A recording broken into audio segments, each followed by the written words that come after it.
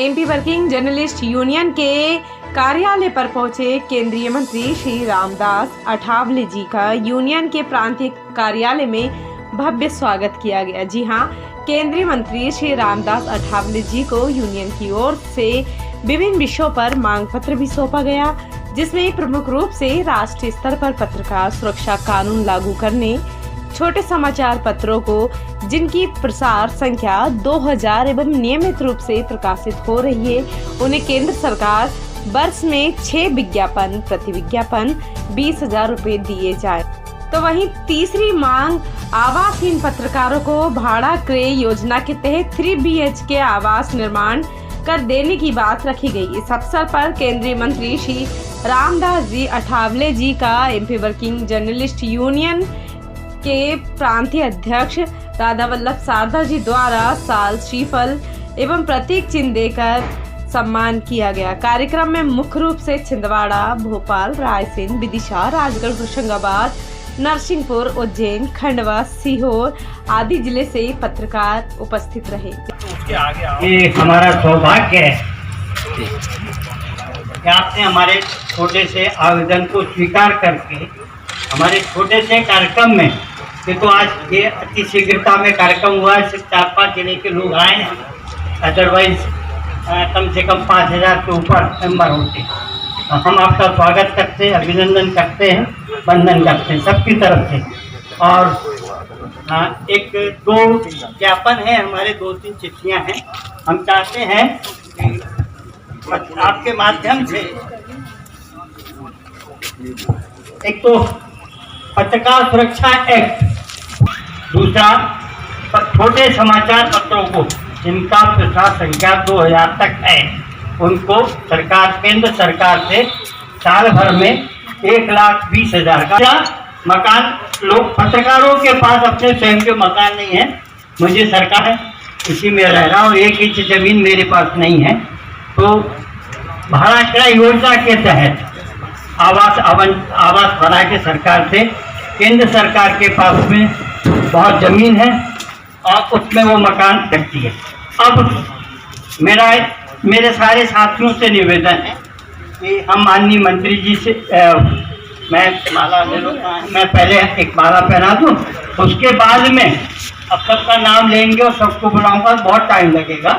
तो जिनके पास में माला है क्या वो आएंगे और मंत्री जी को माला पहनाएंगे। उसके बाद मंत्री जी को हम सुनेंगे और फिर उसके बाद का कार्यक्रम।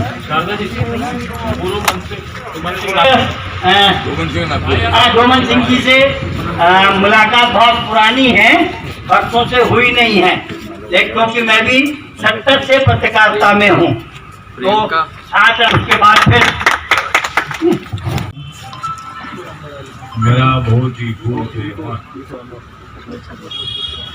आज मेरा बहुत ही खुश है मन, क्योंकि मुझे मिली है Madhya Pradesh working journalist union. बहुत दिनों के बाद ये आ गया है क्षण, बहुत सालों के बाद ये आ गया है क्षण, मुझे नहीं चाहिए तुम्हारा धन।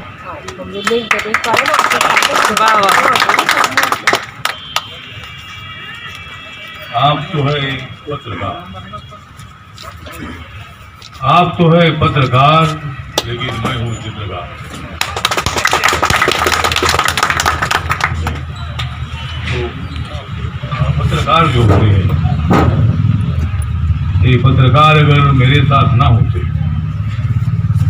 ये पत्रकार अगर मेरी न्यूज नहीं छापते थे, ये पत्रकार अगर मेरे आंदोलन का फोटो नहीं छापते थे, तो शायद आप मुझे यहाँ नहीं बुलाते थे। मतलब मुझे 3 बार लोकसभा में सुनकर जाने का मौका मिला, 2 बार राज्यसभा में जाने का मौका मिला, महाराष्ट्र में 5 साल तक समाज कल्याण ट्रांसपोर्ट डिपार्टमेंट का मंत्री बनने का मौका मिला, माननीय नरेंद्र मोदी जी के सरकार में दूसरी बार मुझे मंत्री बनने का मौका मिला, और आज आप लोगों ने मुझे यहाँ बुलाया। तो पत्रकारों पर बहुत बार हमले होते हैं। पत्रकार जो होता है, पत्रकार ने जो सही बात होती है सही बात लिखनी चाहिए।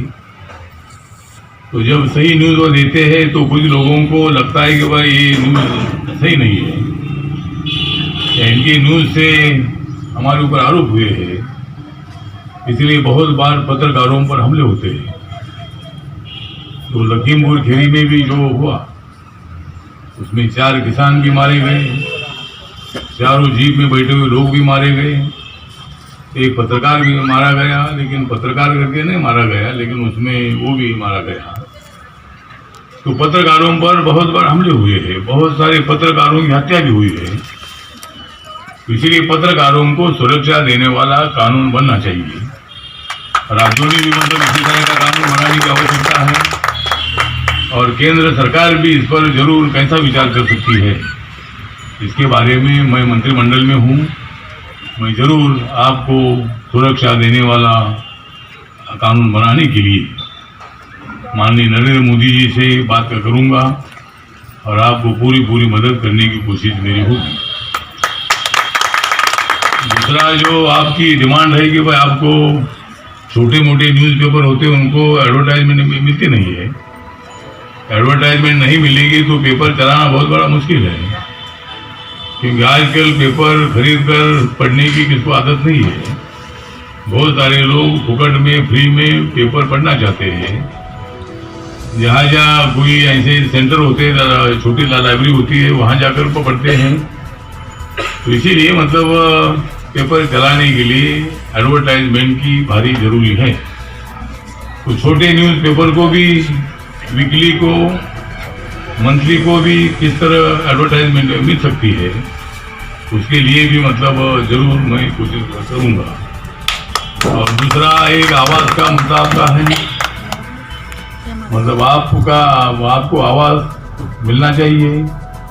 हमारे मुंबई में महाराष्ट्र सरकार की तरफ से बहुत सारे पत्रकारों को मुंबई में हमने आवाज़ दे दिया है, और यहाँ मध्य प्रदेश में भी माननीय शिवराज सिंह चौहान जी हमारे अच्छे मित्र हैं, वो लोकसभा में भी हमारे साथ रहे हैं। अभी उनको मध्य प्रदेश का चौथी बार मुख्यमंत्री बनने का मौका मिला है। उनसे मैं पत्र लिखूंगा, मैं बातचीत करूंगा, और भोपाल में रहने वाले या मतलब मध्य प्रदेश में रहने वाले जो सभी पत्रकार हैं उनको आवाज़ कैसा मिल सकता है, उसके लिए भी मतलब जरूर मैं कोशिश करूंगा। और आपको आवाज़ मिलना चाहिए, वो कम पैसों में आवाज़ मिलना चाहिए। जो छोटे मोटे पत्रकार होते हैं या मतलब बड़े भी पत्रकार भी क्यों न हो, लेकिन इनकी इतनी पेमेंट नहीं होती है कि वो 50 लाख का 1 करोड़ का मकान खरीद सकते हैं। तो इसीलिए मुझे लगता है कि जो पत्रकारों को आवाज़ भी मिलना चाहिए। और मतलब आपने तो आज मुझे मेरे गले में आपने दी है मुझे फूलों की माला, आपने तो मुझे दे दी है फूलों की माला, मैं तुम्हारे दुश्मनों के मुंह को लगा दूंगा ताला। और मैं सभी पत्रकारों को देता हूँ मेरी तरफ से शुभकामना। के साथ मैं जो शब्द खत्म करता हूँ, जय भीम, जय भारत, जय मध्य प्रदेश। यूनियन की बहुत बहुत धन्यवाद। साथ अपेक्षा रखता है कि 7 पत्रकार यूनियन के संरक्षण पद पर विराजित हों। तत्काल अभिनंदन पत्र।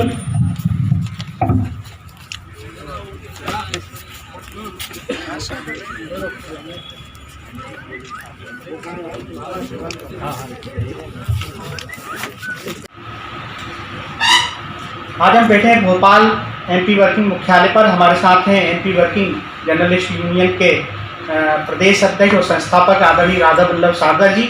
आइए हम जानकारी लेते हैं कि केंद्रीय मंत्री रामदास अठावले जो आए हुए थे, उनको किन बिंदुओं को लेके प्रदेश अध्यक्ष जी ने ज्ञापन सौंपा, आखिर क्या समस्याएं मध्य प्रदेश में प्रदेश और आंचलिक स्तर के पत्रकारों की। आइए जानकारी लेते हैं किन मुद्दों को लेकर केंद्रीय मंत्री जी को अभी ज्ञापन सौंपा गया है। दादाजी, अभी केंद्रीय मंत्री जी जो आए थे उनको किन मुद्दों को लेकर आपने ज्ञापन सौंपा? आज की तारीख में मध्य प्रदेश में पत्रकारों के साथ बड़ी समस्या एक है, वो है कि उन पर चाहे जो प्रकरण दर्ज हो जाते हैं। और अब पहले तो ग्रामीण अंचल में ये बात होती थी, लेकिन अब शहर में भी इसका प्रचलन ज़्यादा हो गया है और झूठी शिकायतें होती है। जबकि राज्य सरकार के 2010 जनवरी के एक आदेश है, उसके अनुसार अगर किसी पत्रकार की शिकायत होती है तो धारा 154 में पहले प्रकरण दर्ज किया जाए, उसके बाद में उस प्रकरण की जांच एसपी या डीआईजी लेवल के अधिकारी को करना चाहिए। लेकिन उस कानून को पलीता लगा रहे हैं पुलिस विभाग के लोग।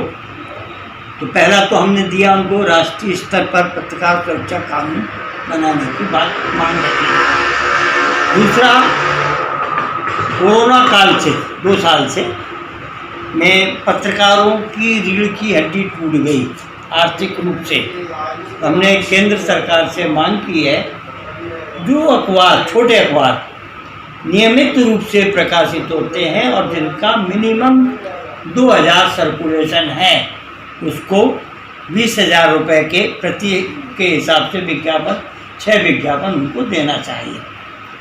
तीसरा, एक राजधानी जैसे बड़े शहरों में एक मुद्दा और है बहुत महत्वपूर्ण, वो है कि सरकारी आवाज़ सबको नहीं मिलते और हर आदमी आवाज़ बना नहीं सकता। पत्रकार अगर इतना ही होता तो फिर पत्रकारिता नहीं करता, वो कोई धंधा करता।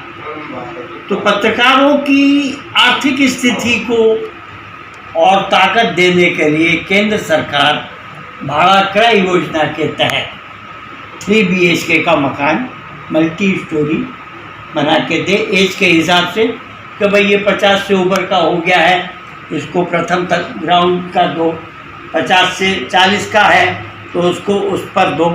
इस हिसाब से मकान आवंटित और भाड़ा क्रय योजना के तहत। तो इसमें केंद्र सरकार की भोपाल में बहुत ज़मीनें हैं। जिस तरह से अभी रेलवे में नया प्रोजेक्ट ने जारी किया है कि रेलवे की जहाँ ज़मीन है वहाँ उसका व्यावसायिक उपयोग करेंगे। तो हम कह रहे हैं व्यावसायिक उपयोग सरकार करे, नीचे दुकानें बना दे, ऊपर पत्रकारों के लिए भाड़ा क्रय योजना के तहत मकान बना के दे दे। ये आपके आसपास घटने वाली प्रत्येक घटना की जानकारी हमारे दिए हुए नंबर पर हमें उपलब्ध कराएं।